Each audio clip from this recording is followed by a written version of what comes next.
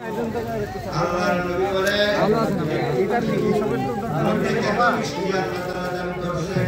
সমুদ্র সাগরের পানিকে পরওয়ালে দিকের আলম বদল মতো মিষ্টি করে দিত পিছনে তুতুর দ্বারা আটলান্টিক মহাসাগরের পানি বদল মতো মিষ্টি হবে। এই মাহফিলে আপনাদের প্রত্যেকের নাম উচ্চারণ করছেন। ফুলান ইবনে ফুলান। আপনার নাম কি? আপনার নাম হাসিব। আপনার বাবার নাম হাসিব ইবনে হাবিব। মানে প্রত্যেকের আপনাদের প্রত্যেকের নাম ধরে ধরে তার বাবার নাম ধরে ধরে ফুলান ইবনে ফুলান আল্লাহ তাআলা সেখানে আপনাদের আলোচনা করছেন, আপনাদের প্রশংসা করছেন। সুবহানাল্লাহ। এই সংবাদটা শোনার পরে আপনাদের যে প্রতিক্রিয়াটা সুবহানাল্লাহ বা আলহামদুলিল্লাহ যত জোরে বলার দরকার ছিল সেভাবে কিন্তু আপনারা বলেন। এই জায়গায় মনে হয় আমার একটু ব্যর্থতা। আমি সম্ভবত মুহাম্মদ রাসূলুল্লাহ সাল্লাল্লাহু আলাইহি সাল্লামের আপনাদের জন্য যে বাশারাত যে সুসংবাদ সেটা মনে আমি যথাযথভাবে করেছি। প্রিয় ভাই, ধরেন এই হাসিবকে যদি তারাইলের উপজেলা নির্বাহী কর্মকর্তা মহামান্য রাষ্ট্রপতি অথবা বর্তমান যে প্রধান উপদেষ্টা ইউনূস সাহেবের দরবার থেকে উনি ওখানে গিয়েছিলেন, সেখানে শুনেছেন যে কাজলা গ্রামে হাবিবুর রহমানের পুত্র হাসিব সম্পর্কে ওখানে আলোচনা হচ্ছে, তার প্রশংসা করা হচ্ছে। এই সংবাদ যদি উপজেলা নির্বাহী কর্তা এসে এই হাসিবকে দিতেন যে আমি মহামান্য রাষ্ট্রপতির দরবার হয়ে অথবা প্রধান উপদেষ্টা প্রফেসর ডক্টর ইউনূস সাহেবের দরবার হয়ে আপনার প্রশংসা শুনে এসেছি, আপনার আলোচনা শুনে এসেছি, তিনি হাসিব কি করতো? হাসিব আনন্দে আত্মহারা হয়ে যেত, আত্মস্তাহা করত। আর এই সংবাদ যদি আপনাদের এই গ্রামের অন্যরা শুনতেন আপনারা মনে করতেন হাসিব এক অনন্য ব্যক্তিত্ব, অসাধারণ ব্যক্তিত্ব। হাসিবের সাথে কথা বলতে আপনারা অনেক মাপঝুপ করে হিসাব করে কথা বলতেন। কিন্তু আমি আপনাদেরকে সংবাদ দিলাম এই তৃতীয় বিশ্বের দরিদ্র উন্নয়নশীল দেশ বাংলাদেশের প্রেসিডেন্ট নয়, ভারত মহাদেশের প্রধান নয়, এই এশিয়া মহাদেশের প্রধান নয়, এই আমেরিকার রাষ্ট্রপতি নয়, এই একটি পৃথিবী নয়, সপ্ত পৃথিবী এবং সপ্ত আকাশের যিনি মালিক মহান আল্লাহ সুবহানাহু ওয়া তাআলার দরবারে আপনাদের প্রত্যেকের নাম ধরে উচ্চারিত হচ্ছে। এত বড় সুসংবাদ শোনার পরে আপনাদের পক্ষ থেকে আলহামদুলিল্লাহ মন জুড়ে বলা উচিত যে আপনাদের আলহামদুলিল্লাহ এই সপ্ত আকাশকে ভেদ করে মহান আল্লাহ সুবহানাহু ওয়া তাআলার আরশে মহল্লায় পৌঁছে যাবে। এত জুড়ে প্রতিধ্বনি দিয়ে চিৎকার করে আল্লাহর প্রশংসা করা উচিত। আলহামদুলিল্লাহ। এইবার ঠিক আছে। আজকে এই মাহফিল কত গুরুত্বপূর্ণ কিন্তু আমরা বুঝতে পারছি যে আমাদের সম্মানে আল্লাহ তাআলা সপ্ত আকাশে একটি মাহফিল আয়োজন করেছেন।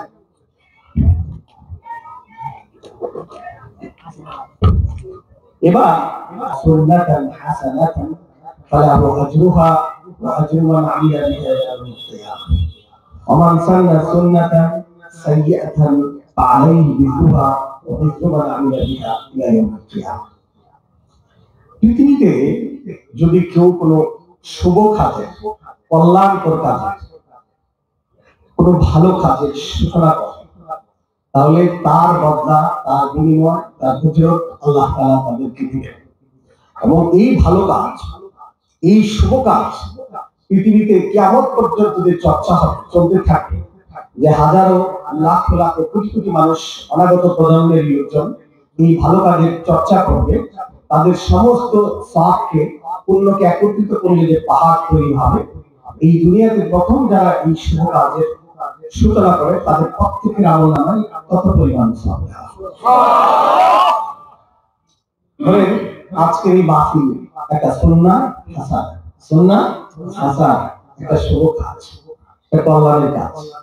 আমি আসার পূর্ব থেকে সন্ধ্যার পর থেকে উলামায়ে কেরাম আপনাদের কাছে কোরআন এবং সুন্নাহর আলোকে অনেক বয়ান পেশ করেছে। আপনারা যদি এই বয়ানকে শুনে আমল করেন, ধরেন একজন নামাজি তিনি সালাত আদায় করতেন, সেই ভদ্রলোক যদি সালাত আদায় শুরু করে দেন তাহলে সে আমৃত্যু যত সালাত আদায় করবে সমপরিমাণ সালাতের সওয়াব দেওয়া হবে ওই সব মানুষের আমলনামা যারা আজকের এই মাহফিলের আয়োজন করে। আজকের এই আলোচনায় উদ্বুদ্ধ হয়ে কেউ যদি দাওয়াত এবং তাবলীগের পথে বেরিয়ে যায় এবং সে যদি 1 চিল্লা 2 চিল্লা বা 3 চিল্লা দেয়, সে যে মৃত্যুর আগ পর্যন্ত যে দাওয়াত এবং তাবলীগের কাজ করবে, তার এই দাওয়াত এবং তাবলীগের ধারাবাহিকতায় আরো 10 জন 20 জন শত শত মানুষ কিয়ামত পর্যন্ত এই ধারাবাহিকতায় যারা দাওয়াত এবং তাবলীগের কাজে জড়িত হবে, তাদের সমস্ত আমলকে পুঞ্জীবিত করলে যে পরিমাণ সওয়াব হবে ঠিক সমপরিমাণ সওয়াব দেওয়া হবে আজকের এই মাহফিলে। ধরেন এখানে পাশে একটা মসজিদ আছে না? এই মসজিদ তৈরি করা এটা একটা সুন্নাহ হাসানাহ। এই মসজিদ যারা তৈরি করেছে তাদের মৃত্যু হবে, কিন্তু মসজিদের কি মৃত্যু হবে? এই মসজিদের কিন্তু মৃত্যু হবে না। আপনার আমার মৃত্যু হবে, এটা তো নিশ্চিত।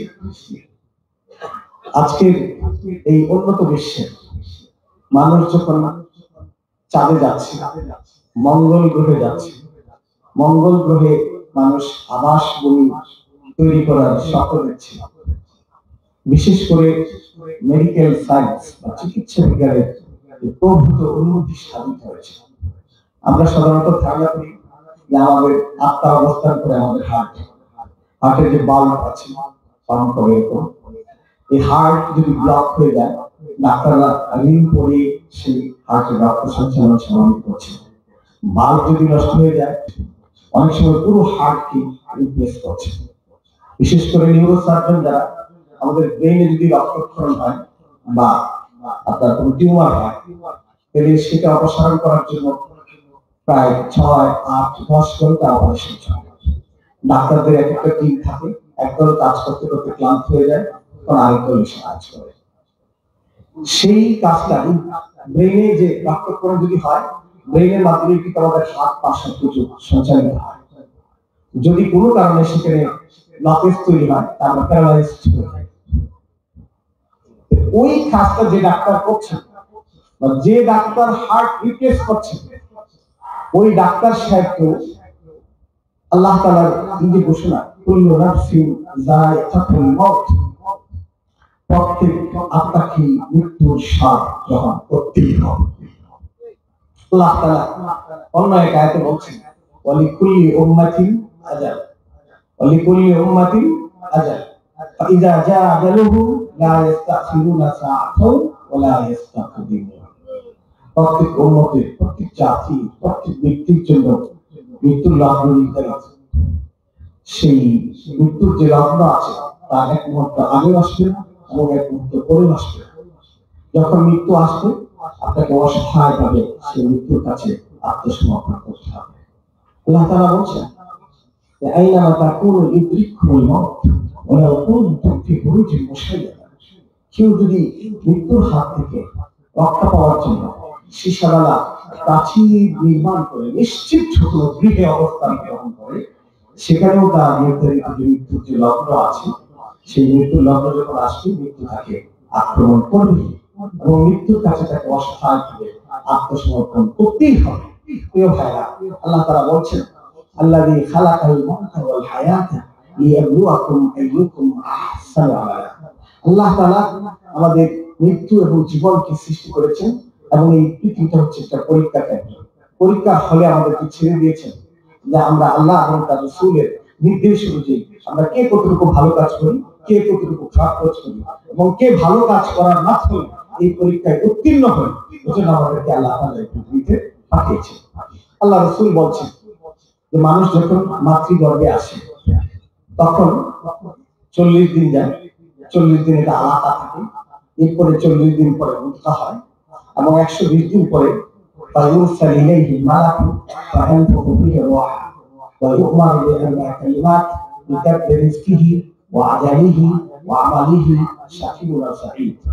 120 দিন পরে আল্লাহ তাআলার পক্ষ থেকে একজন ফেরেশতা আসে, এসে মাতৃগর্ভে আত্মা পরীক্ষা করে দেয় এবং 4টা জিনিস লিখে দেয়। এটা হচ্ছে বিকাদরি রিজকিহি ওয়া আজালিহি ওয়া আমালিহি শাকিরুন ওয়া সাঈদ। আপনার আমার রিজিক আল্লাহ তাআলা লিখে দিয়েছেন। আমি যে আগের আয়াত তেলাওয়াত করেছি, আল্লাযী খালাকাল মাউতা ওয়াল হায়াতা লিয়াবলুয়াকুম আইয়ুকুম আহসানু আমালা, ওই আয়াতে আল্লাহ তাআলা বলছেন যে আমি জীবনের আগেই মৃত্যুকে সৃষ্টি করেছি। খালাকাল মাউতা, আপনার আমার জীবন সৃষ্টির পূর্বেই আল্লাহ তাআলা আমার মৃত্যু সৃষ্টি করেছেন। এই ফেরেশতা আসবে, এসে আপনার আমার রিজিক লিখে নেবে ও মৃত্যুর লগ্ন লিখে নেবে। আপনার আমার রিজিক যেদিন শেষ হবে, মৃত্যুর সময় যখন আসবে, তখন মৃত্যুর ফেরেশতা যখন আসবে, তখন আপনাকে আমাকে সবাইকে অসহায় করে মৃত্যুর কাছে আত্মসমর্পণ করতে হবে।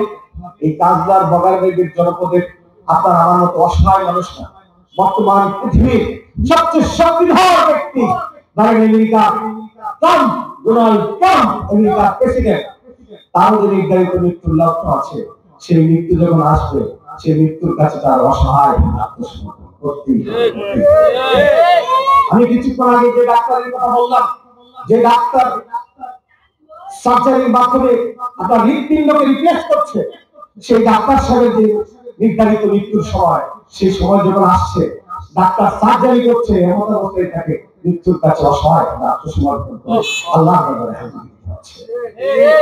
প্রিয় ভাইরা, আজকের এই পৃথিবীর এই দান্দিক বিশ্বে, আজকের এই বিজ্ঞানময় বিশ্বে, এই প্রযুক্তির বিশ্বে, আপনি যদি এই 800 কোটি মানুষের একজন একজন করে সাক্ষাৎকার গ্রহণ করেন, পৃথিবীর এক প্রান্ত থেকে আরেক প্রান্ত অবিরাম গতিতে ছুটে চলে, পৃথিবীতে একজন মানুষের খুঁজে পাবেন না। অসংখ্য মানুষ পাবেন যে আল্লাহকে বিশ্বাস করেন, অসংখ্য মানুষ পাবেন যারা মুহাম্মদ রাসূলুল্লাহ সাল্লাল্লাহু আলাইহি ওয়াসাল্লামের নবুয়তে বিশ্বাস করে, সালাতে বিশ্বাস করে, যারা কবরে বিশ্বাস, কবরের পুনরুজ্জীবনে বিশ্বাস করে না, হাসরে বিশ্বাস করে না, জাহান্নামে বিশ্বাস করে না, জান্নাতে বিশ্বাস করে না। অসংখ্য নাস্তিক মানুষের সাক্ষাৎ পাবেন, কিন্তু পৃথিবীতে একজন মানুষের সাক্ষাৎ পাবেন না যে মৃত্যুকে বিশ্বাস করে না। পৃথিবীর এই 800 কোটি মানুষ একটি সূত্রে ঐক্যবদ্ধ। পৃথিবীর সমস্ত মানুষ এই যে আল্লাহ তাআলার এই শাশ্বত ঘোষণা, এই যে চিরন্তন ঘোষণা, কুল্লু নাফসিন যায়িকাতুল মউত, প্রত্যেক প্রাণীর আত্মা আছে, সমস্ত প্রাণীকে তার নির্ধারিত লগ্ন শেষে মৃত্যুর কাছে অসহায় আত্মসমর্পণ করতেই হবে।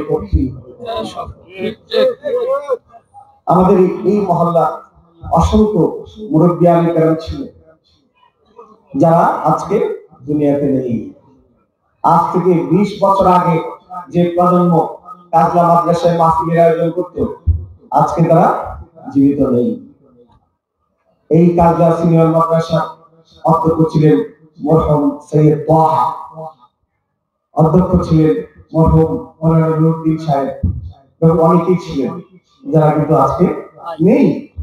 এই গ্রামে অনেক প্রভাবশালী মানুষ ছিলেন, যারা দরবারে ছিলেন, দরবার করতেন, তারা কিন্তু আজকে নেই। এই মনুর ব্যবসায়ের এলাকার অনেক প্রবীণ মুরব্বী ছিলেন, ওরা আজকে কেউ নেই। আমরাও একদিন থাকবো না। হতে পারে আজকের দিনের পরে কালকা সূর্যোদয়ের পরে এই পৃথিবীতে বা এই বাংলাদেশে বা এই মহল্লায় প্রথম যে জানাজাটা অনুষ্ঠিত হবে, সেটা আমার জানাজা হতে পারে, সেটা আপনার জানাজা হতে পারে। অতএব আপনাকে আমাকে আজকে এই রাতের মাঝেই, আজকের এই মাহফিল থেকে আল্লাহ তাআলার কাছে তওবা করে নিজেকে একদম পাপ মুক্ত করে যদি আজকের রাতেই ঘুমন্ত অবস্থায় মৃত্যু হয়, তাহলে আমার এই মৃত্যু যেন হয় ভালো মৃত্যু, আমার এই মৃত্যু যেন হয় ঈমানের সাথে মৃত্যু, আমার এই মৃত্যু যেন হয় কল্যাণের মৃত্যু, আমার এই মৃত্যু যেন হয় আমি আমার নিজের মহান ভাবের সাথে সাক্ষাৎ করে জান্নাতের মেহমান হতে পারি। এই ধরনের একটা অবস্থা নিয়ে আজকে ইনশাআল্লাহ আমরা এই মাহফিল থেকে বিদায় নেব ইনশাআল্লাহ।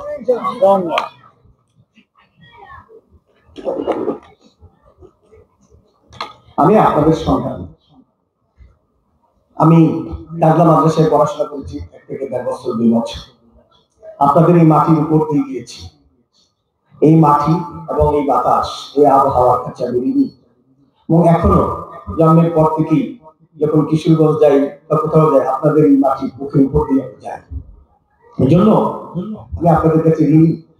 আপনারা আজকে দাওয়াত করে এনে যে এই ঋণ শোধ করার কিছু কথা বলার পরিবেশ করে দিয়েছেন, জন্য আল্লাহর শুকরিয়া আদায় করি এবং আপনাদের শুকরিয়া, আমারও শুকরিয়া আদায় করি আলহামদুলিল্লাহ। আমি বলছিলাম এই মসজিদে যারা তৈরি করেছে এদের মৃত্যু হবে, কিন্তু এই মসজিদের মৃত্যু হবে না। এমনি মসজিদ হচ্ছে একটা সুন্নাহ হাসানা, সুন্নাহ হাসানা।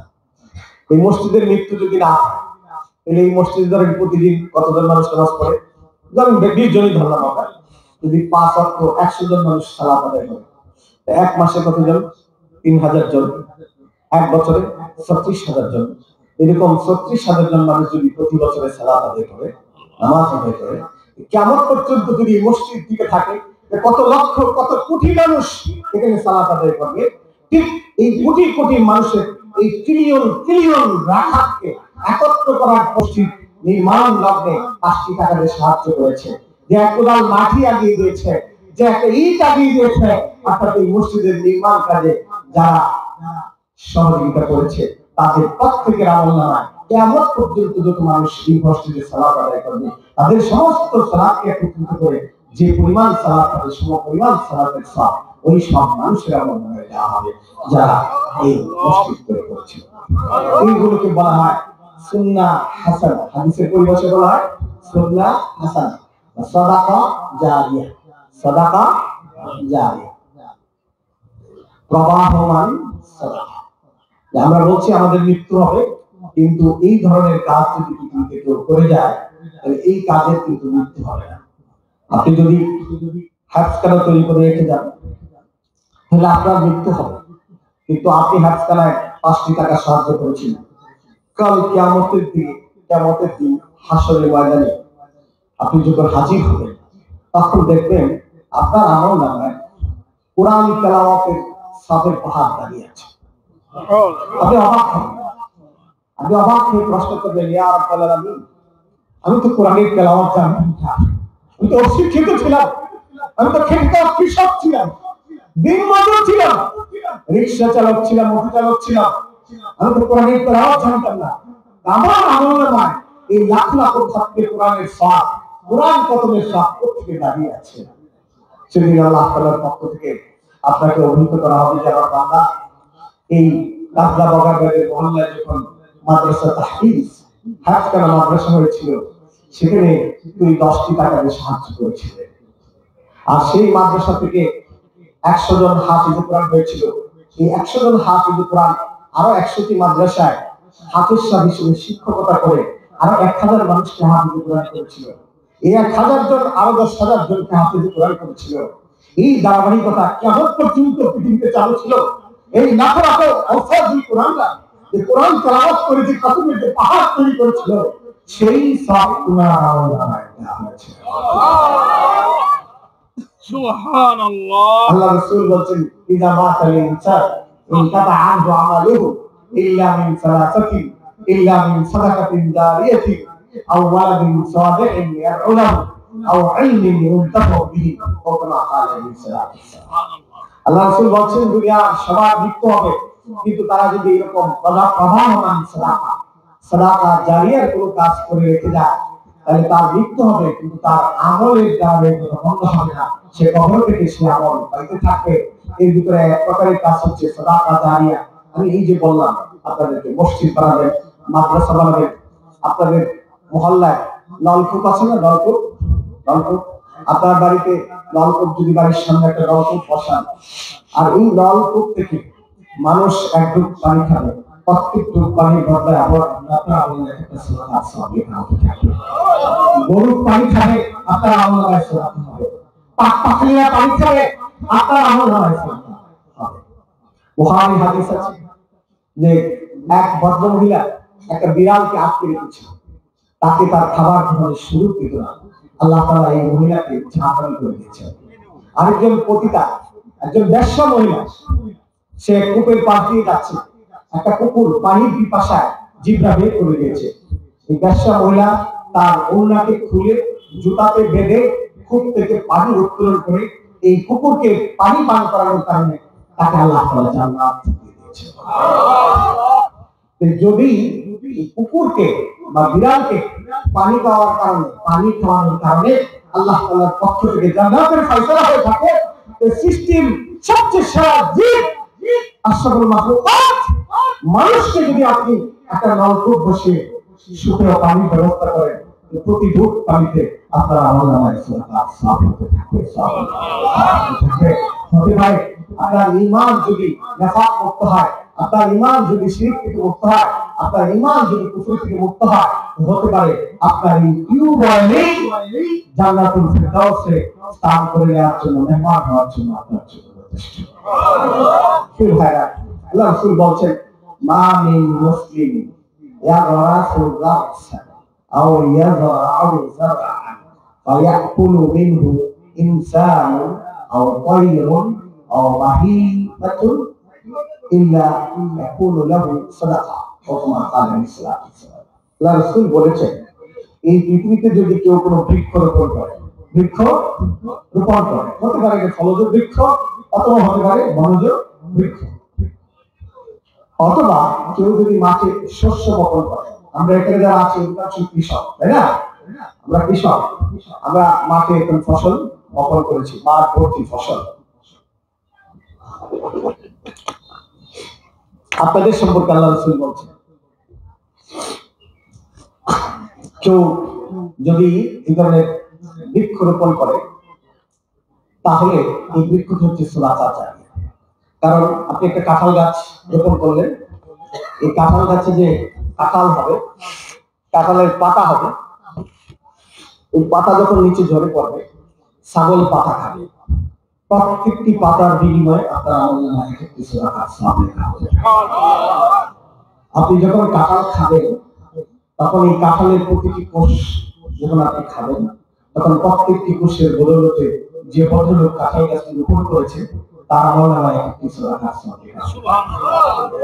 কাঁঠালের বীজটা থাকে, এই বীজটা যদি উনি খান, কোনো মানুষ খায়, তাহলে প্রত্যেকটি বীজের বিপরীতে আপনার আমলনামায় সাদাকাত সওয়াব লেখা হবে।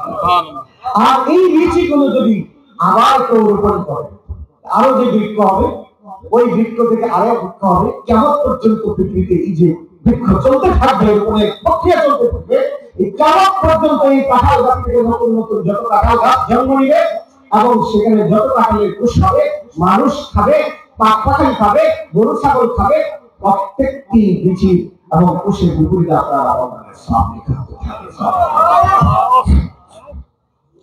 এটা আমি কাঁঠাল গাছের উদাহরণ দিলাম, সমস্ত ফলজ বৃক্ষের ব্যাপারে একই। যদি বনজ বৃক্ষ হয়, মানুষ রোদে যদি একটা মাঠে আপনি একটা বৃক্ষ বট গাছ রোপণ করেন, এই বট গাছের নিচে মানুষ গর্ভাক্ত হয়ে এসে আশ্রয় নেবে, এই যে আশ্রয় নেবে এর বিপরীতে আপনার আমলনামায় আল্লাহ তাআলা সব লিখতে থাকবে।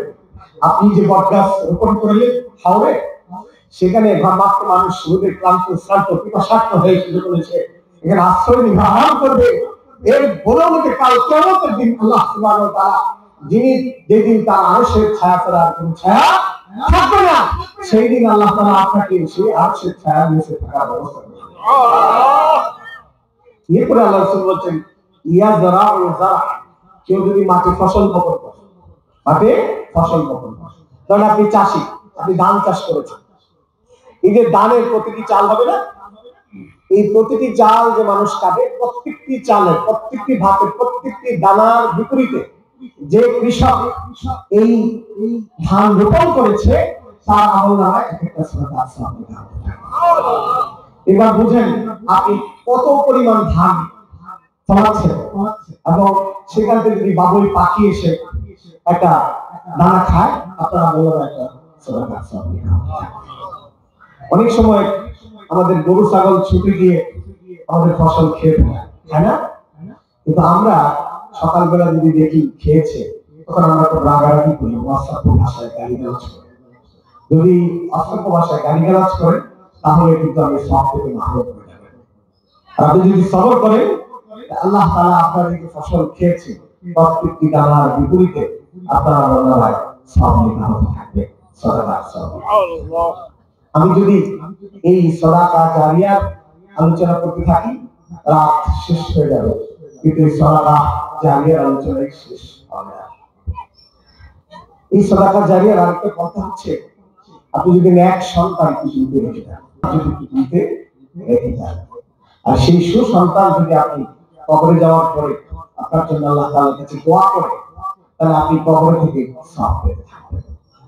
অথবা আপনি যদি জ্ঞানের, কোরআন সুন্নাহর আলোকে জ্ঞানের কোনো মানবতার উপকারে আসে, মানুষের উপকারে আসে, ইহলৌকিক উপকার হোক পারলৌকিক উপকার হোক, এরকম কোন জ্ঞানের গ্রন্থ যদি আপনি রচনা করে রেখে যান, আর সেই গ্রন্থ যদি মানুষ পাঠ করে, আর সেগুলো যদি মানুষ আমল করে এবং মানুষ উপকৃত হয়, তাহলে তার বদৌলতে আপনার কবরের সওয়াব যেতে থাকবে কিয়ামত পর্যন্ত। এবার এই হাদিসে কিন্তু শেষ অংশে একটা ভয়াবহ ভয়ঙ্কর একটা দুঃসংবাদ বিশ্ববাসীর জন্য রাসূল বলছেন যে মান সান্না সুন্নাতান সাইয়্যাতান ফালাইহি বিযরুহা ওয়া বিযরু মান আমিলা বিহা। যদি এই ভালো কাজটা করে দুনিয়াতে কেউ খারাপ কাজের সূচনা করে রেখে যায়, তাহলে এই খারাপ কাজ পৃথিবীতে যতদিন চালু থাকবে ততদিন পর্যন্ত ওই ব্যক্তিরা কবরে থেকে এই পাপের অংশ পেতে থাকবে। আমি বুঝাইতে পারিনি বলা যায়। ধরেন আপনাদের এই মহল্লায় একজন একটা গানের স্কুল করে গেল, অথবা নিয়ামতপুর কিশোরগঞ্জে সিনেমার হল আছে না, ধরেন সিনেমার হল তৈরি করে, এটা হল সুন্নাত সাইয়্যা। প্রতিদিন যদি 100 মানুষ সিনেমা দেখে, এক মাসে 3000 মানুষ সিনেমা দেখবে, এক বছরে 36,000 মানুষ সিনেমা দেখবে, এবং এই সিনেমার বয়স যদি 30 বছর হয় কত পরিমাণ মানুষ সিনেমা দেখবে। এই সমস্ত মানুষের পাপকে একত্রিত করলে যে পরিমাণ পাপ হবে, ঠিক সমপরিমাণ পাপ ওই ব্যক্তির আমলনামায় দেওয়া হবে যে ব্যক্তি এই সিনেমা হলের মালিক। আবার এই সিনেমা যারা তৈরি করেছে, পরিচালক, প্রযোজক, নায়ক, নায়িকা, যারা এর সাথে সংশ্লিষ্ট, এই সিনেমা পৃথিবীতে যতদিন প্রদর্শিত হবে মানুষ দেখবে, এবং এর দ্বারা যে পাপ হবে, ওই নায়কের মৃত্যু হবে, ওই সিনেমার পরিচালক প্রযোজকের মৃত্যু হবে, নায়িকার মৃত্যু হবে, কিন্তু তার সিনেমার কিন্তু মৃত্যু হবে না। প্রজন্মের পর প্রজন্ম এই সিনেমা মানুষ দেখবে, এবং এই যে পাপের পাহাড় তৈরি হবে, ঠিক সমপরিমাণ পাপ দেওয়া হবে ওই সব মানুষের আমলনামায় যারা এই সিনেমা তৈরিতে সংশ্লিষ্ট ছিল। আজকে এখানে যুবকরা আজকের এই মাহফিলের আয়োজন না করে তারা যদি একটা গানের আসর করত, শিল্পী মমতাজের মতো একজন শিল্পীকে এনে যদি এখানে গানের ব্যবস্থা করত, তাহলে এই যুবকদের মৃত্যু হতো। কিন্তু এই যে রেকর্ডকৃত ইউটিউবের মাধ্যমে এই যে গানের কিন্তু মৃত্যু হতো না। এই গান কিন্তু প্রজন্মের পর প্রজন্ম চলতে থাকতো। কিয়ামতের দিন এই আয়োজকরা, গানের আয়োজকরা দেখতো যে তাদের আমলনামায় গান, অশ্লীল গান গাওয়ার যে পাপ, সেই পাপের পাহাড় দাঁড়িয়ে আছে। তখন তারা প্রশ্ন করবে, ইয়া রাব্বাল আলামিন, আমার আমলনামায় গানের পাপের পাহাড় করতে এসেছে। সেদিন বলা হবে, কাজলার বগারবাড়ির মনে এরকম একটা গানের আয়োজন করেছিলেন, সেই গান রেকর্ডিং হয়েছিল, তোর মৃত্যু হয়েছিল, শিল্পী মমতাজের মৃত্যু হয়েছিল, কিন্তু তার গানের কিন্তু মৃত্যু হয়নি। নায়করাজ রাজ্জাক ফাঁস করে এসেছে, কিন্তু তার প্রযোজিত, তার যে অভিনীত যে সিনেমাগুলো, সেই সিনেমাগুলো তার ফাঁস করে আসে। আমাদের নায়িকা শাবানা আজকে পর্দাসীন হিজাব করছেন, কিন্তু ওনার সিনেমাগুলো তার হিজাব করছে। উনি এই যে এটাকে বলা হয় গুনাহে জারিয়া। আগে বলছিলাম সাদাকা জারিয়া, প্রবাহমান সাদাকা, আর এটা হচ্ছে গুনাহে জারিয়া, প্রবাহমান গুনাহ। আল্লাহ রাসূল বলছেন প্রত্যেক বনি আদম পাপ করবে, ভুল করবে, প্রত্যেক বনি আদম পাপ করবে। তবে উত্তম পাপী হচ্ছে যিনি পাপ করার পরে আল্লাহ তাআলার কাছে তওবা করে। কিন্তু আমরা যদি সাধারণ পাপ করি, তাহলে আল্লাহ তাআলা ক্ষমা চাইলে আমাদেরকে ক্ষমা করে দিবেন। কিন্তু এই যে গুনাহে জারিয়া যদি পৃথিবীতে করে যায়, তাহলে আমার মৃত্যু হলেও এই গুনাহে জারিয়া মৃত্যু হবে না। ধরেন আপনার একটা দোকান আছে, এই দোকানে ধরেন ডিশ চালাচ্ছেন, এই ডিশ এসে অসংখ্য মানুষ দেখছে, অসংখ্য মানুষের পাপকে একত্রিত করলে যতটুকু পাপ হবে, আপনি ডিশের মালিক হিসেবে আপনার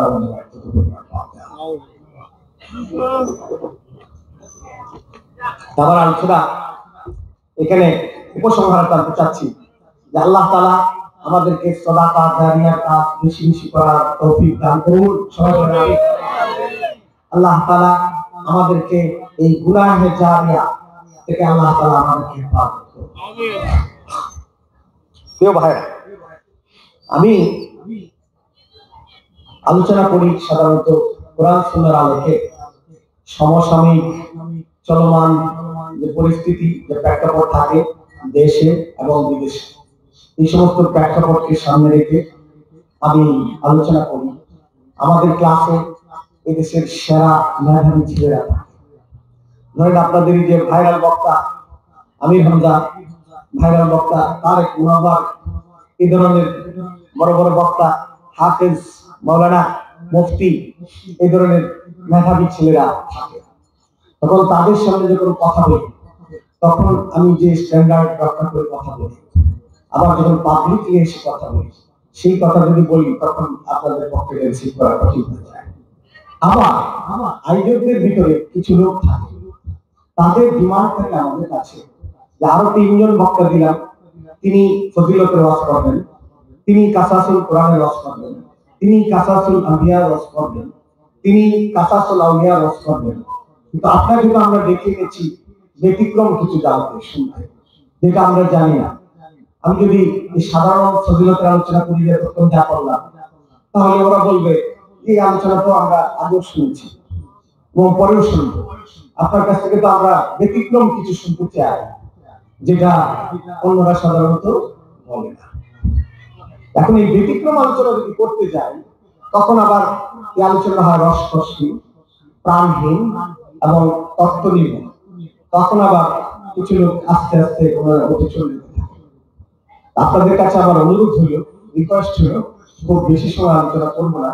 আমার বাকি আলোচনাটা যদি আপনাদের কাছে কষ্টকর হয়, রসকসহীন হয়, প্রাণহীন হয়, তারপরে একটু সময় কোরবানি করবে। কারণ আপনাদেরকে আল্লাহ তাআলা 50, 60, 70, 80 বছর জীবন দিয়েছেন। এই জীবনের দিন থাকবে না। গতকাল এখানে মাহফিল ছিল না, আগামীকাল থাকবে না। আজকের এই রাতে একটি কথা আপনারা কোরবানি করবেন ইনশাআল্লাহ। প্রস্তুত আছেন তো? প্রিয় ভাই, এই আজকের মাহফিলের যে শিরোনাম, এই শিরোনামটা হচ্ছে ইসলামী মহাসম্মেলন। আমরা অবশ্যই জানি কিছু শব্দের অপপ্রয়োগ করি। ইসলামী সম্মেলন হলে যৌক্তিক, ইনসাফপূর্ণ। মহাসম্মেলনের কথা বলি তাহলে লাখ লাখ মানুষের প্রয়োজন। এবং আমার মতো একজন বক্তাকে যখন আন্তর্জাতিক খ্যাতি সম্পন্ন বলা হয়, আমি তো আসলে আন্তর্জাতিক খ্যাতি সম্পন্ন না। এবং আমাদেরকে যখন উপস্থাপন করা হয় আল্লামা বলে, আল্লামা বলে যে প্রচুর ইলমের মালিক। আল্লাহ তাআলা বলছেন ওমা উতিতু মিনাল ইলমি ইল্লা কালিলা। আল্লাহ তাআলা বলছেন আমি এই মানুষ, জিন, ইনসান, দুনিয়ার সমস্ত মাখলুকাতকে সামান্য পরিমাণ ইলম আমি দিয়েছি। কতটুকু? আল্লাহর ইলমের যে মহাসাগর, সেই সাগরের তুলনায় একটা সাগরে যদি একটা পাখি ঠুকর দেয়, সেই পাখির ঠুকরের সাথে যেটুকু পানি লেগে আসে, এইটুকু ইলম আল্লাহ তাআলা দুনিয়ার সমস্ত মাখলুকাতের মধ্যে ভাগ করে দিয়েছে। সুবহানাল্লাহ। আর এইটুকুকে যদি কোটি কোটি ট্রিলিয়ন ট্রিলিয়ন ভাগ করার পরে আমার ভাগে কতটুকুই বা হয়েছে। আমাকে যদি কেউ বলে আল্লাহ, তাহলে এটা অবিচার, ইনসাফপূর্ণ হয়, এটা যৌক্তিক হয়। আল্লাহর যে কালাম, আল্লাহ তাআলা পবিত্র কোরআনে কারীমে বলেছেন কুল লাউ কানাল বাহরু মিদাদান বিকালিমাতি রাব্বি লানাফিদাল বাহরু ক্বাবলা আন তানফাদা কালিমাতু রাব্বি ওয়ালাউ জি'না বিমিসলিহি মাদাদা। আল্লাহ তাআলা বলেছেন, হে আমার নবী মুহাম্মদ, আপনি দুনিয়ার মানুষকে জানিয়ে দেন লাউ কানাল বাহরু মিদাদান বিকালিমাতি রাব্বি, দুনিয়াতে যত সমুদ্র আছে, সমস্ত সমুদ্রের পানিকে যদি কালি করা হয়, সেই কালি দ্বারাতে যদি তোমার রবের কালাম এবং কালিমা বাণীকে লেখা হয়, তাহলে এই সমুদ্রের সমস্ত পানি কালি হয়ে শেষ হয়ে যাবে, তবুও তোমার রবের কালাম লেখা শেষ হবে। এবং সেই সমুদ্রের পানি শেষ হয়ে গেল, নিঃশেষ হওয়ার পরে আরো সমপরিমাণ সমুদ্র তৈরি করে যদি কালি করা হয় এবং তোমার রবের কালিমাকে লেখা হয়, তাহলে সেই কালিও শেষ হয়ে যাবে, তবু তোমার রবের কালিমা লেখা শেষ হবে না। তাহলে আল্লাহ তাআলার কালাম, আল্লাহ তাআলার ইলমের যে সমুদ্র, কত বড়! আল্লাহ তাআলার কালাম হচ্ছে এই কোরআন। আল্লাহ তাআলার কালাম হচ্ছে কোরআন। এই কোরআন নিয়ে আমরা আলোচনা করি, এই কোরআনের ব্যাখ্যা এবং বিশ্লেষণ করি। এই কোরআন শব্দের উৎপত্তি হচ্ছে, তার আমি যদি তাত্ত্বিক বিশ্লেষণ করি তাহলে আপনাদের বিরক্তি আসবে। তারপর আমি চেষ্টা করবো আপনাদের উপযোগী করে কথা বলার জন্য। এই কোরআন শব্দের উৎপত্তি হচ্ছে ভাষাবিদ যারা ভাষাতাত্ত্বিক, তারা কেউ বলেছেন তার অনুশব্দ থেকে উৎপত্তি, কেউ কেউ বলেছেন তার অনুশব্দ থেকে। তার অনুশব্দের অর্থ হচ্ছে লেগে থাকা, একটা আরেকটার সাথে লেগে থাকা। কোরআনের একটি আয়াত, একটি বাক্য আরেকটি বাক্যের সাথে সূরা, একটি সূরার সাথে যেহেতু মিলে আছে, এজন্য কোরআনকে কোরআন করে আল্লাহ তাআলা নাম করেছেন। আবার তার অনুশব্দের অর্থ হচ্ছে পড়া অথবা একত্রিত করা, আল-জামউ ওয়াত-তাম। আরবরা বলে থাকে তারাকুল মাআ ফিল হাউজ।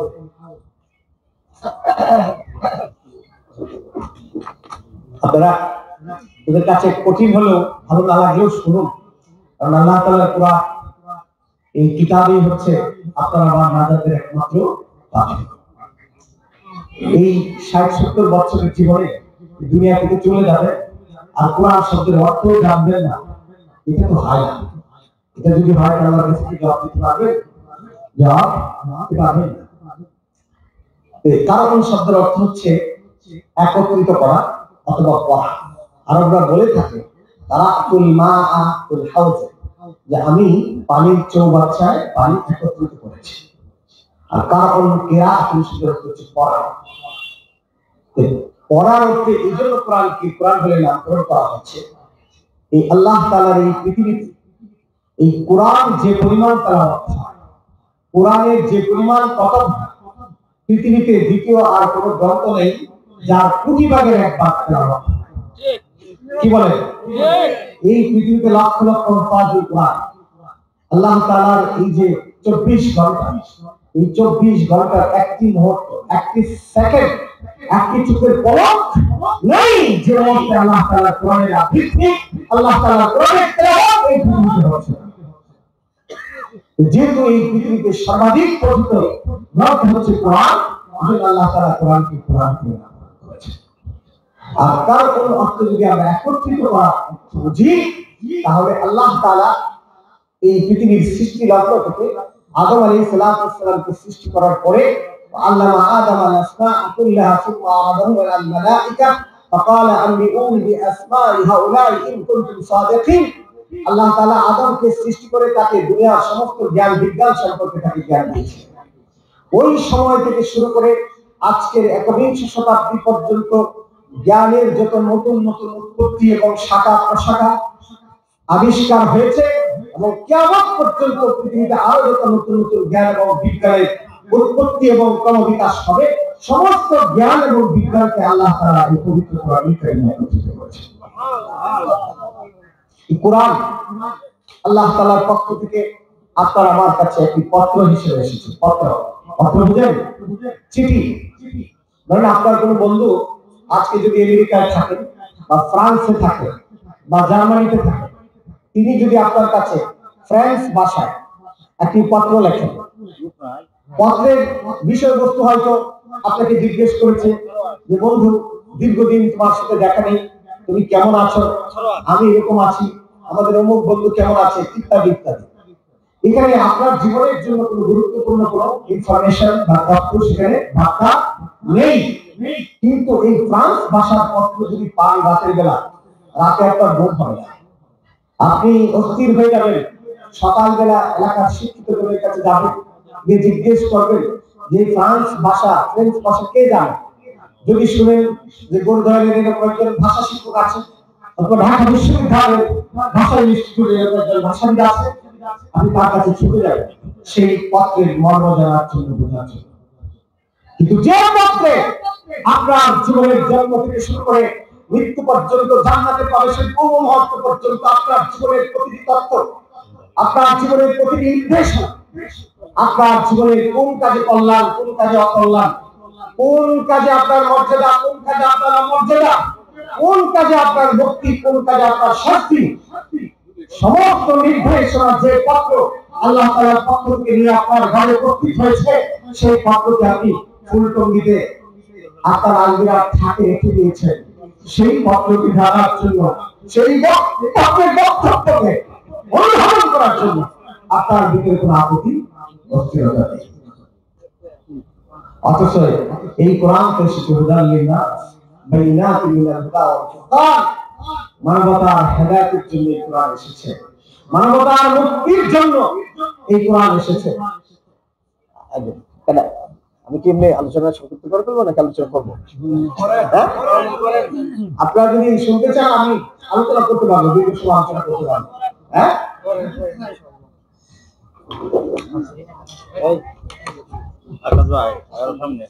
আসুন, এটা আজকে মাহফিলের শিরোনাম ইসলামী সম্মেলন, ইসলামী মহাসম্মেলন। এই ইসলাম সম্পর্কে আপনাদের কাছে কিছু আলোচনা করবো ইনশাআল্লাহ। এই ইসলাম শব্দের শাব্দিক অর্থ কি জানেন আপনারা? ইসলাম শব্দের অর্থ হচ্ছে তিনটা। সর্বপ্রথম ইসলাম শব্দের অর্থ হচ্ছে আত্মসমর্পণ করা। আল্লাহ তাআলা কোরআন বলছেন ফালাম্মা আসলামা ওয়া তাল্লাহু লিল জাবিন। আল্লাহ তাআলা কোরআনে সূরাতুস সাফাতের মধ্যে আল্লাহ তাআলা ইব্রাহিম এবং ইসমাঈল আলাইহিস সালাম আল্লাহ তাআলার নির্দেশে সন্তান যখন শুয়ে পড়েছে আর পিতা যখন ছুরি নিয়ে আল্লাহ তাআলার আদেশের কাছে আত্মসমর্পণ করে আল্লাহ তাআলার আদেশ বাস্তবায়ন করার জন্য ছুরি চালাচ্ছে, সেই দৃশ্যটিকে আল্লাহ তাআলা পবিত্র কোরআনে বলেন ফালাম্মা আসলামা ওয়া তাল্লাহু লিল জাবিন, আত্মসমর্পণ করা। ইসলাম শব্দের উৎপত্তি হচ্ছে সিলমুন শব্দ থেকে। সিলমুন শব্দের অর্থ হচ্ছে শান্তি। আল্লাহ তাআলা কোরআনে বলেন উদখুলু ফিস সিলমি কাফা, তোমরা ইসলামে পরিপূর্ণভাবে প্রবেশ করো। এই সিলমুন শব্দের অর্থ হচ্ছে শান্তি, আর সালমুন শব্দের অর্থ হচ্ছে সন্ধি। আল্লাহ তাআলা কোরআনে বলেন ইনজানাহু লিসালম, কেউ যদি কোনো জাতির লোক যদি তোমাদের সাথে সন্ধিতে চুক্তিবদ্ধ হওয়ার জন্য হাত প্রসারিত করে তাহলে তোমরা তাদের সাথে সন্ধিভুক্ত হও। এই বিবাদমান দুটো দেশ বা দুটো গোত্র, পাড়ায় মহল্লায় দুটো গোত্র যদি মারামারি লাগে, যুদ্ধ লাগে, তাহলে সেখানে সন্ধির মাধ্যমে, চুক্তির মাধ্যমে কি হয়? সেই যুদ্ধে অবসান হয়, আর অবসান হলে সেখানে কি হয়? শান্তি প্রতিষ্ঠিত হয়। তাই ইসলাম শব্দের অর্থ হচ্ছে আত্মসমর্পণ করা, সিলমুন শব্দের অর্থ হচ্ছে শান্তি, সালমুন শব্দের অর্থ হচ্ছে শান্তি। প্রকৃতপক্ষে ইসলাম হচ্ছে শান্তি, সন্ধির মাধ্যমে শান্তি প্রতিষ্ঠিত হয়। আর কোন মানুষ যখন আল্লাহ প্রদত্ত যে জীবন বিধান, রাসূল করিম সাল্লাল্লাহু আলাইহি ওয়াসাল্লাম প্রদর্শিত যে জীবন বিধান, এই ইসলামের কাছে কেউ যদি পরিপূর্ণভাবে আত্মসমর্পণ করে তাহলে সেই ব্যক্তির জীবনে আল্লাহ তাআলার পক্ষ থেকে শান্তির ফয়সালা আসে। আল্লাহ তাআলা পবিত্র করে বলছেন ইন্নাদ দীনা ইনদাল্লাহিল ইসলাম, আদ-দীন আল মাকবুল ইনদাল্লাহিল ইসলাম। আল্লাহ তাআলা বলছেন যে আল্লাহ তাআলার কাছে মনোনীত জীবন বিধান বা ধর্ম হচ্ছে একটি, সেটি হচ্ছে ইসলাম, সেটি হচ্ছে ইসলাম। আল্লাহ তাআলা বলছেন ওয়া ইয়াবতাগি গায়রাল ইসলামি দীনান ফালা ইউকবালা মিনহু ওয়া হুয়া ফিল আখিরাতি মিনাল খাসিরিন। আল্লাহ তাআলা বলছেন যে কেউ যদি ইসলাম ছাড়া অন্য কোনো ধর্মের অনুসরণ করে তাহলে সেই ধর্ম আল্লাহ তাআলার কাছে গ্রহণযোগ্য হবে না এবং সে বিনা বিবেচনায়, বিনা বিচারে জাহান্নামে অন্তর্ভুক্ত হবে। আল্লাহ তাআলা বলছেন আল ইয়াউমা আকমালতু লাকুম দীনাকুম ওয়া আতমামতু আলাইকুম নি'মাতি ওয়া রাদিতু লাকুমুল ইসলাম দীনা। আল্লাহ তাআলা বলছেন যে আমি ইসলামকে দ্বীন হিসাবে পরিপূর্ণ করে দিয়েছি এবং এই পরিপূর্ণতা হচ্ছে তোমাদের জন্য একটা বড় নিয়ামত, এবং ইসলামকেই তোমাদের দ্বীন বা ধর্ম হিসেবে চূড়ান্ত করে দিয়েছি। তোমরা এর উপরেই সন্তুষ্ট থাকবে, ইসলামকে জীবনের প্রতিটি অঙ্গনে, প্রতিটি প্রাঙ্গণে পরিপূর্ণ অনুসরণ করবে, এর মাঝেই তোমার জীবনের মুক্তি নিহিত। ইন্না সাবিলাল ওয়াহিদ লিইনকাযিল বাশারিয়্যাহ ওয়া ইত্তিবাউল ইসলাম ফি কুল্লি শুউনিল হায়াতিল বাশারিয়্যাহ। মানুষের জীবনের প্রতিটি অঙ্গনে, প্রতিটি প্রাঙ্গণে ইসলামের পরিপূর্ণ নিঃস্বার্থ অনুসরণই মানবতার মুক্তির একমাত্র পথ। আসুন আমি আবার একটু তাত্ত্বিক জায়গায় চলে যাই। দিন শব্দটি এক বচন, দিন শব্দটি এক বচন, এর দ্বিবচন হচ্ছে দিনা, আর এর বহু বচন হচ্ছে আদিয়া। আল্লাহ সুবহানাহু ওয়া তাআলা পবিত্র কোরআনুল কারীমের অসংখ্যবার দিন শব্দের উদ্ধৃতি করেছেন, কিন্তু কোথাও এই দিন শব্দের দ্বিবচন বা বহুবচন আল্লাহ তাআলা উদ্ধৃত করেননি। মুহাম্মদ রাসূলুল্লাহ সাল্লাল্লাহু আলাইহি সাল্লামের এই হাজারো হাজারো হাদিসের ভিতরে কোথাও আল্লাহ রাসূল সাল্লাল্লাহু আলাইহি সাল্লাম এই দিন শব্দের দ্বিবচন বা বহুবচন ব্যবহার করেননি। আপনারা লক্ষ্য করুন, আমরা সূরা ফাতিহা পড়ি মালিকি ইয়াউমিদ্দিন, এক বচন। ইযা জাআ নাসরুল্লাহি ওয়াল ফাতহ ওয়া রাআইতান নাসা ইয়াদখুলুনা ফি দীনিল্লাহি আফওয়াজা, এখানে আল্লাহ তাআলা দিন শব্দটাকে এক বচন ব্যবহার করেছেন। আমরা পড়ি লাকুম দীনুকুম ওয়ালিয়াদিন, এখানে আল্লাহ তাআলা দিন শব্দটাকে এক বচন ব্যবহার করেছেন। আর রাআইতাল্লাযী ইউকাযযিবু বিদ্দীন, এখানে দিন শব্দটা এক বচন ব্যবহার করেছেন। ইতিপূর্বে যে তিনটি আয়াত তেলাওয়াত করেছি, ইন্নাদ দীনা ইনদাল্লাহি ইসলাম, এখানে এক বচন ব্যবহার করেছে। ওমান ইয়াবতাগি গায়রাল ইসলামি দীনান, এক বচন ব্যবহার করেছে। আল ইয়াউমা আকমালতু লাকুম দীনাকুম, এখানে এক বচন ব্যবহার করেছে।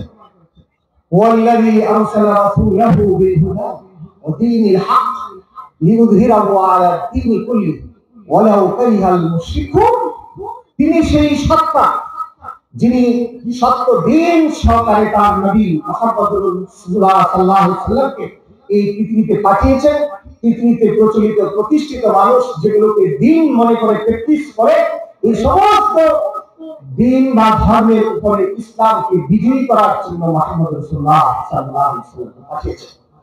এইখানে দুনিয়াতে প্রচলিত সমস্ত ধর্মকে বোঝানোর ক্ষেত্রে আল্লাহ তাআলা দিন শব্দের দ্বিবচন বা বহুবচন ব্যবহার করেননি। তিনি বলেছেন লিইয়ুযহিরাহু আলা দীনি কুল্লি। উলামায়ে কেরাম বুঝবেন যে দিন শব্দটাকে কুল্লুন শব্দের অর্থ হলো সমস্ত, সকল, সব। সেই কুল্লুন শব্দের সাথে একাত্ম করে আল্লাহ তাআলা বোঝাতে চাচ্ছেন সকল দিন, তবু আল্লাহ তাআলা দিনের বহুবচন শব্দ ব্যবহার করেন। বর্তমান পৃথিবীতে প্রায় 10,000-এর অধিক জীবন্ত ধর্ম আছে, কিন্তু আল্লাহ তাআলার কাছে একমাত্র গ্রহণযোগ্য ধর্ম হচ্ছে একটি। কোরআন বলছে আদম আলাইহিস সালামের যে দিন ছিল সেটার নাম ছিল ইসলাম। ইব্রাহিম নূহ আলাইহিস সালামের যে দিন ছিল তার নাম ইসলাম। ইব্রাহিম আলাইহিস সালামের যে ধর্ম ছিল সেটার নাম ছিল ইসলাম। মিল্লাতা আবিকুম ইব্রাহিম ওয়া সাম্মাকুমুল মুসলিমিন, তোমাদের জাতির পিতা হচ্ছে ইব্রাহিম আলাইহিস সালাম, তিনি তোমাদেরকে মুসলমান হিসেবে নামকরণ করেছেন। আসলামতু লিরাব্বিল আলামিন, অর্থাৎ দুনিয়াতে মুসা আলাইহিস সালামের দিন ছিল ইসলাম, ঈসা আলাইহিস সালামের দিন ছিল ইসলাম। দুনিয়াতে 1 লক্ষ বা 2 লক্ষ 24,000 যে পয়গম্বর বা নবী এবং রাসূল এসেছেন, সবারই দিন ছিল ইসলাম। কুল্লু মাউলুদিন, রাসূল বলেছেন ইউলাদু আলাল ফিতরা, দুনিয়াতে যত মানব সন্তানের জন্ম হয় সে ইসলামের উপরে জন্মগ্রহণ করে। ফাআবওয়াহু ইউহাবিদানিহি ওয়া ইউনাসসিরানিহি ওয়া ইউমাজ্জিসানিহি, তখন তার পিতামাতা যদি ইহুদি হয় তাহলে তাকে ইহুদি মানে, তার পিতামাতা যদি খ্রিস্টান হয় নাসারা হয় তাকে নাসারা মানে, তার পিতামাতা যদি অগ্নি পূজক হয় তাহলে তাকে অগ্নি পূজক হয়। এই ইহুদ এবং নাসারা এই নামকরণ মূলত পরবর্তী প্রজন্মের ইহুদিরা নিজেদেরকে ইহুদি হিসেবে পরিচিত করিয়েছে এবং নাসারারা নিজেদেরকে নাসারা হিসেবে পরিচয় দান করে। কিন্তু কোরআন এবং তাদের নবী তাদেরকে মূলত ইসলামের অনুসারী হিসেবে, এবং এই ইসলাম আসার ফলে পৃথিবীর সমস্ত ধর্ম রহিত হয়ে গেছে এবং কোরআন অবতীর্ণ হওয়ার কারণে পৃথিবীতে ইতিপূর্বে যে সমস্ত কিতাব এবং মাসাহিফ সহিহ ছিল, দিন ছিল ইসলাম, কিন্তু তাদের শরীয়ত ছিল ভিন্ন। তাদের শরীয়ত ছিল ভিন্ন। মুসা আলাইহিস সালামের শরীয়ত ছিল ইহুদিয়া, ঈসা আলাইহিস সালামের শরীয়ত ছিল নাসরানিয়া, কিন্তু শরীয়ত ভিন্ন ছিল। বিধিবিধানের আকৃতি প্রকৃতি ধারণ হুকুম আকারে ভিন্ন ছিল, কিন্তু তাদের দিন একই ছিল, সেটা হচ্ছে ইসলাম।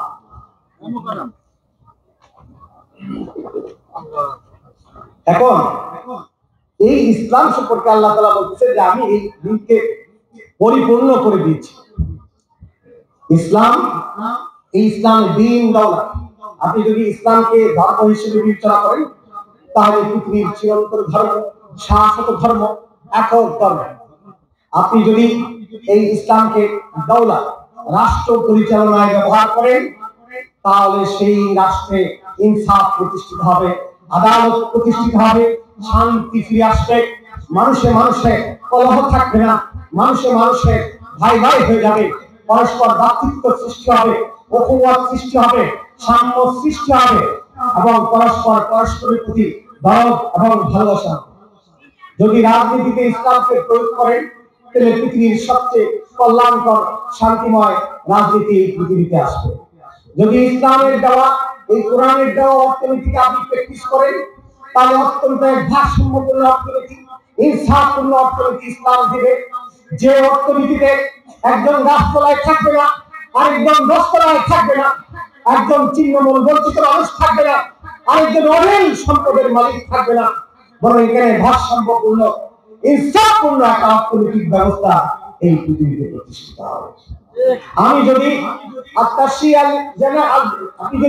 আমি ইসলামী অর্থনীতি নিয়ে আলোচনা করি রাত শেষ হয়ে যাবে, আলোচনা শেষ হবে না।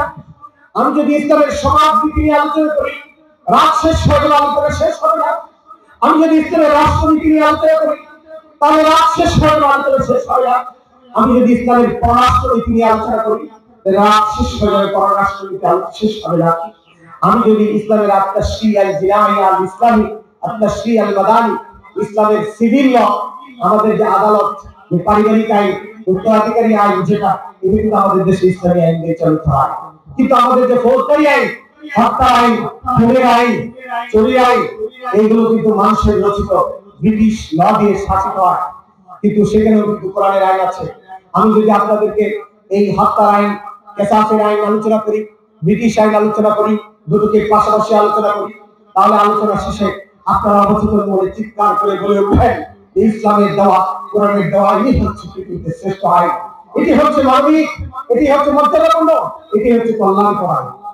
আমি যদি ইসলামের অর্থনীতি নিয়ে তুলনামূলক আলোচনা করি আজকের এই প্রচলিত অর্থনীতি, আপনারা একই কথা বলবেন আত-তাশরী আল-জিনাই আল-ইসলামী, খুব কঠিন বিষয়, এটা নিয়ে যদি আলোচনা করি কিন্তু তাহলে আপনারা দেখবেন যে ইসলামের যে আইন, এই আইনটাই অত্যন্ত ভারসাম্যপূর্ণ এবং মানবিক আইন। এই ভারত উপমহাদেশে একসময় ইসলামী শাসন ছিল। মুঘলরা যে 5 থেকে 550 বছর শাসন করেছে, এই সুদীর্ঘ 550 বছর এই দেশ কোরআন এবং সুন্নাহর ইসলামের আইন দ্বারা পরিচালিত হতো।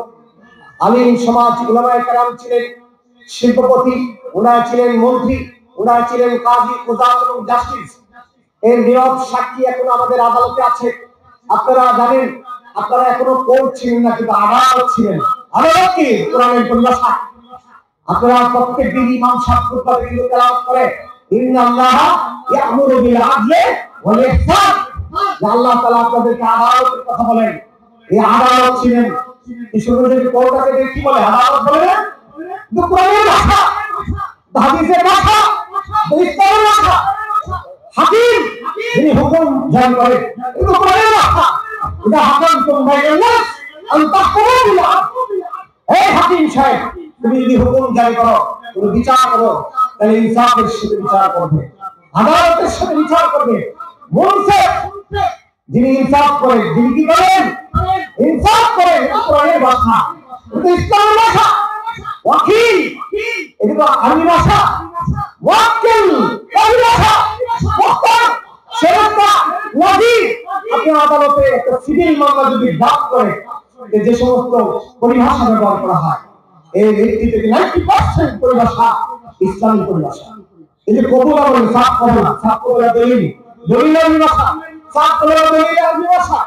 আপনারা যে সাক্ষী, এটা আরবি ভাষা। মাপ করছে আরবি ভাষা, পশ্চাতে মালিক থাকে আরবি ভাষা, সাকেন এটা আরবি ভাষা। মহিলার নামের পিছনে থাকে জং, জং মানে জজ, জজ মানে স্বামী, এগুলো আরবি ভাষা।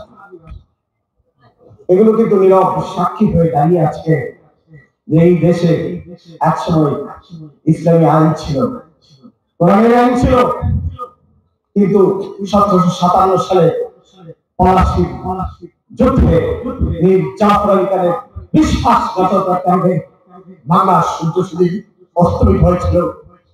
এই 1757 সাল থেকে 1947 সাল পর্যন্ত 190 বছরে মুক্তিযুদ্ধ ছিল উলামায়ে কেরাম। 190 বছর উলামায়ে কেরাম ব্রিটিশদের হাত থেকে এই দেশকে উদ্ধার করার জন্য মুক্তিযুদ্ধ করেছিলেন। একজন লেখক বলেছেন,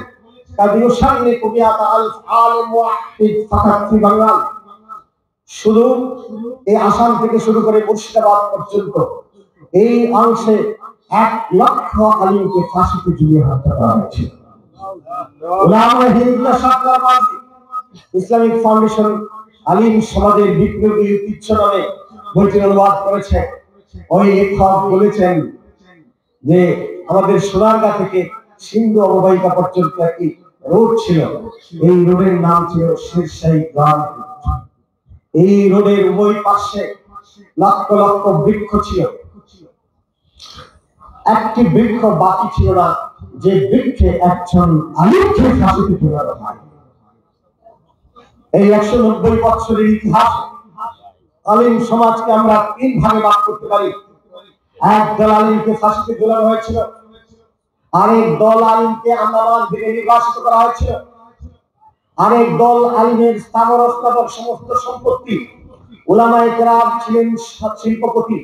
একটা দেশের ভারত মহাদেশের রাজনীতি নিয়ন্ত্রণ করতেন আলিমরা, অর্থনীতি নিয়ন্ত্রণ করতেন আলিমরা, ব্যবসা বাণিজ্য নিয়ন্ত্রণ করতেন আলিমরা।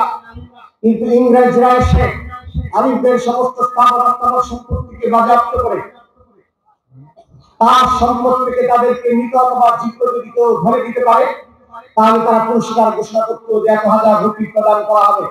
সেই সময়ের 1000 রুপি এখন 1 কোটি রুপির সমান ঘোষণা করা হতো। অমুক আলিমকে যদি কেউ জীবিত অথবা মৃত ধরে এনে দিতে পারে তাকে এই 1000 রুপির পুরস্কার দিয়ে পুরস্কৃত করা হবে। তখন আলিম সমাজ তাদের শিল্প বাণিজ্য এবং এই এদের স্থাবর সম্পত্তি যে তারা বাজেয়াপ্ত করে ফেলেছে সরকার, তত নিঃস্বার্থ করে তারা ফকির। তারা শহর নগর বন্দর ছেড়ে প্রত্যন্ত অঞ্চলে মাটি এলাকায় বিভিন্ন গ্রামে পাড়া মহল্লায় এসে মসজিদ এবং পাঞ্জাখানা মক্তব তৈরি করেছে। তৈরি করে এলাকার মানুষকে বলেছে আত্মপরিচয় গোপন রেখে তিনি যে একসময় মন্ত্রী ছিলেন, তিনি যে জাস্টিস ছিলেন, তিনি যে শিল্পপতি ছিলেন, তার নাম যে অমুক, সেই নাম পরিবর্তন করে অন্য নামে পরিচয় দিয়ে পাড়ার মহল্লার মানুষকে বলেছে আমাকে শুধু থাকতে আর খেতে দিবেন, আমি আপনাদের 5 ওয়াক্ত নামাজ পড়াবো আর আপনাদের সন্তানদেরকে কোরআন পড়াবো। এই হচ্ছে আজকে যে আমাদের তথাকথিত ইংরেজি শিক্ষিত মানুষরা বলে যে মোল্লার দৌড় মসজিদ পর্যন্ত। মোল্লাদের মসজিদে ঢোকার ইতিহাস হচ্ছে এই। মোল্লা তো মসজিদে ছিল না, মোল্লা ছিল এই হাকিম, কোর্ট নিয়ন্ত্রণ করতো, জাস্টিস করতো। মোল্লা ডিসি এসপি রাষ্ট্রের গুরুত্বপূর্ণ দায়িত্বে তারা ছিল। এই ওয়াকিল আলেমরা ছিল, মুনসিফ আলেমরা ছিল, হাকিম আলেমরা ছিল, ওয়াজির মানে মন্ত্রী আলেমরা ছিল, নাজির তারা আলেমরা ছিল। আলেমরা ইংরেজরা আসার পরে তাদের এই অসহায় পরিস্থিতি তৈরি হয়েছে। আসুন আমি এই যে বললাম যে ইসলামের আইন, এই ইসলামের আইন যদি প্রতিষ্ঠিত হয় তাহলে পৃথিবীতে কত বৈষম্যহীন একটা দেশে কত বৈষম্যহীন অবস্থা তৈরি হবে। আমি শুধু কিছু উদাহরণ দিই। কোরআন বলছে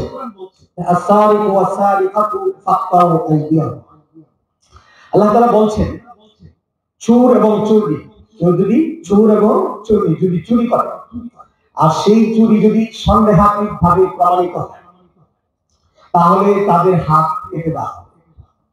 এইটুকু যদি বলি তাহলে আপনাদের মধ্যে একটা আতঙ্ক তৈরি আসবে যে আমাদের দেশের সব মানুষই তো চোর, আমাদের শিক্ষিত মানুষগুলো আর বড় চোর, এই দেশের সব মানুষের তো হাত কেটে ফেলবে।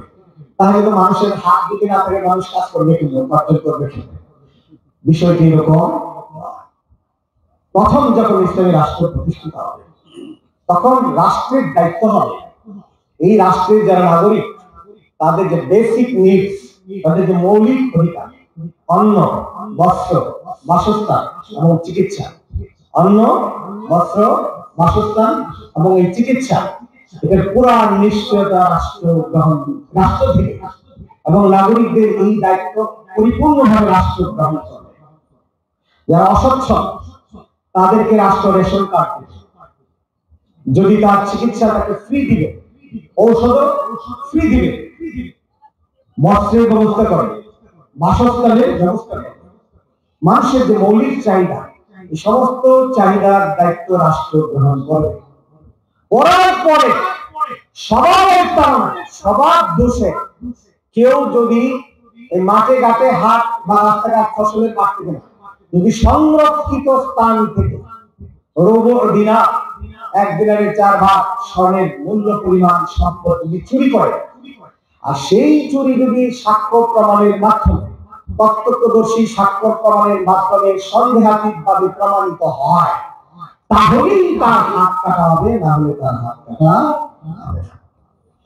আমিরুল মুমিনিন ওমর ইবনে খাত্তাব তখন ইসলামী রাষ্ট্রের কি প্রধান, তিনি ঘোষণা করেছেন যে ফোরাতের তীরে, ইরাকের যে ফোরাত নদীর তীরে, তিনি ছিলেন মদিনায়, তিনি বলছিলেন যে ফোরাতের তীরে যদি একটা কুকুর না খেয়ে মারা যায় তাহলে আল্লাহর কাছে আমার জবাবদিহি করতে হবে।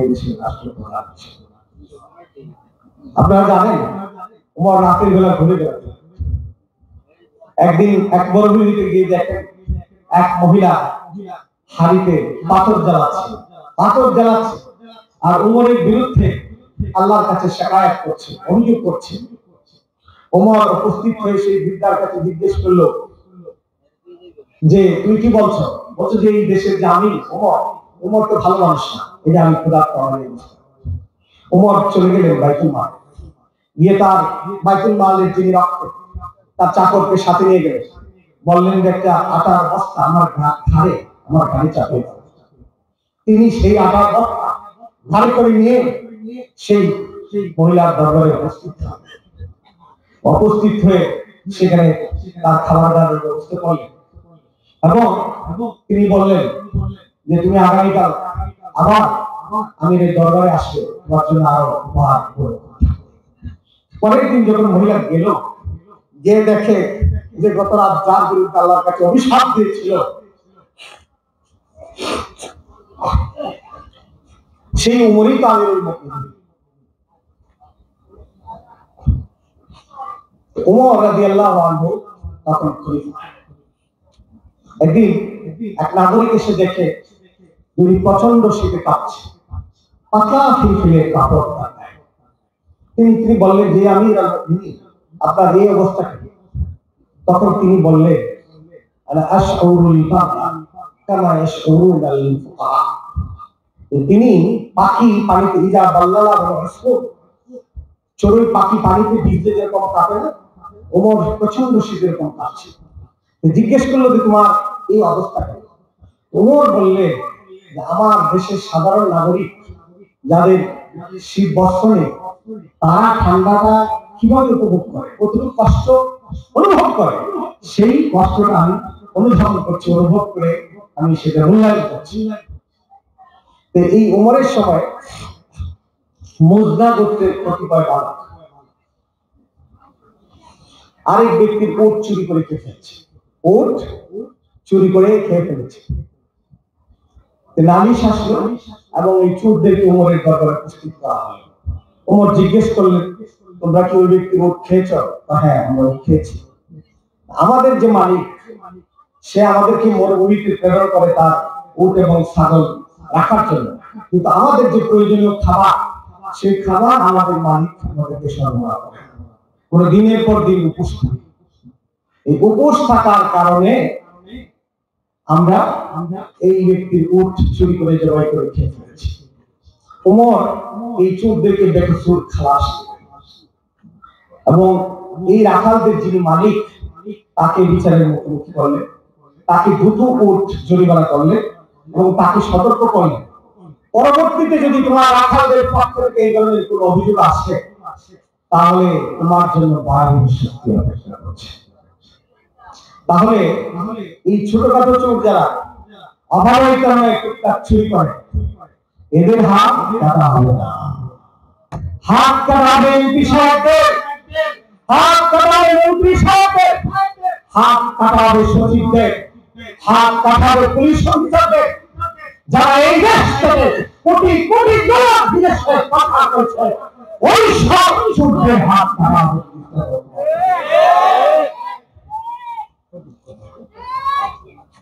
আয়েশা থেকে বর্ণিত সবুত হাদিস, আল্লাহ রাসূল বলেন,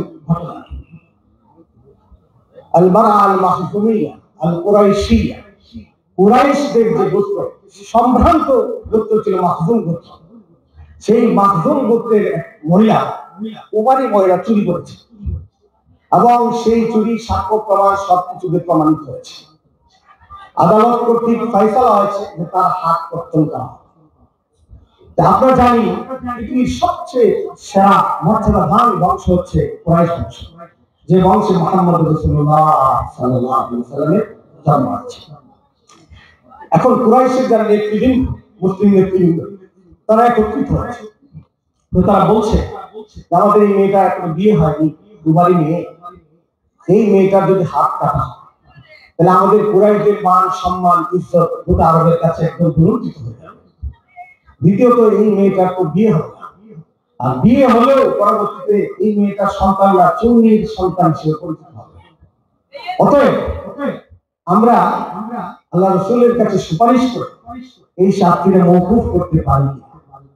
তখন রাসূল করিম সাল্লাল্লাহু আলাইহি ওয়াসাল্লামের কনক পুত্র ছিলেন যায়েদ ইবনে হারিসা, তার পুত্র ছিলেন উসামা, তাকে বলা হতো হিব্বু ইবনে হিব্বু রাসূলিল্লাহ সাল্লাল্লাহু আলাইহি ওয়াসাল্লাম, মানে আল্লাহ রাসূলের প্রিয় পুত্রের প্রিয় পুত্র, প্রিয় সন্তান। অর্থাৎ আল্লাহ রাসূল তাকে খুব ভালোবাসতেন, খুব স্নেহ করতেন।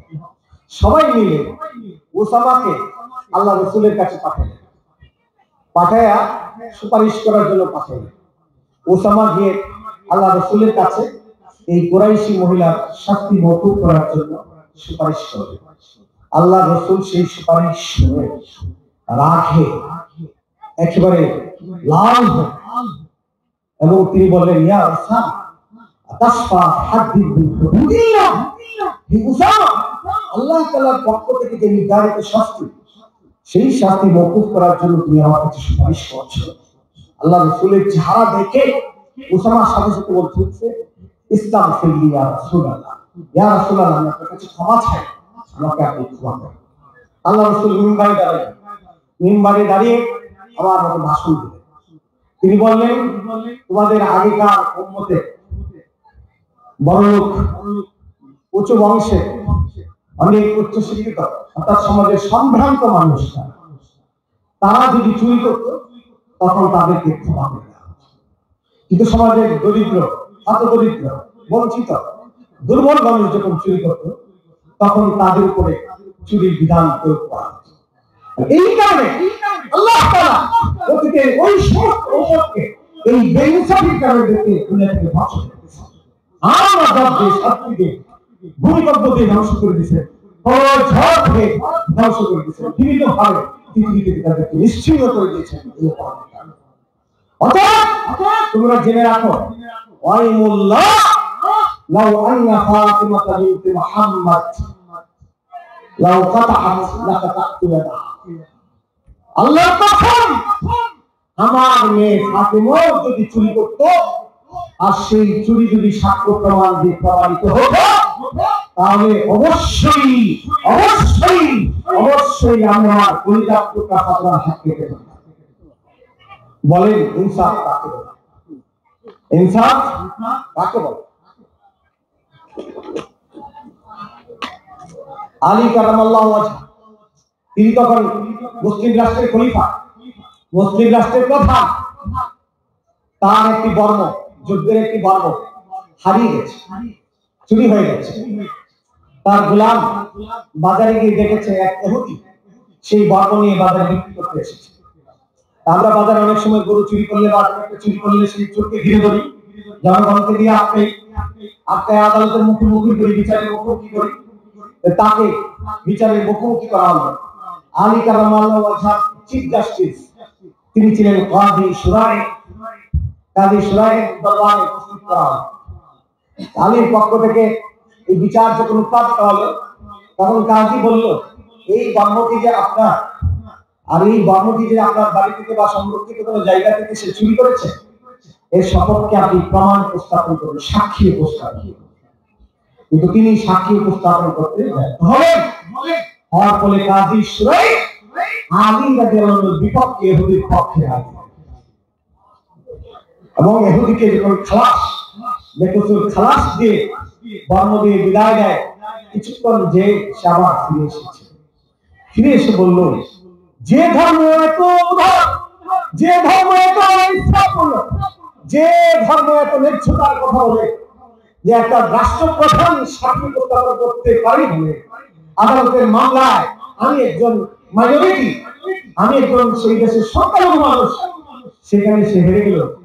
এই ধর্ম তো অনেক উদার ধর্ম, এই ধর্ম তো বৈষম্যহীন ধর্ম, এই ধর্ম তো কল্যাণের ধর্ম, এই ধর্ম তো আল্লাহর ধর্ম, এই ধর্ম তো মুক্তির ধর্ম।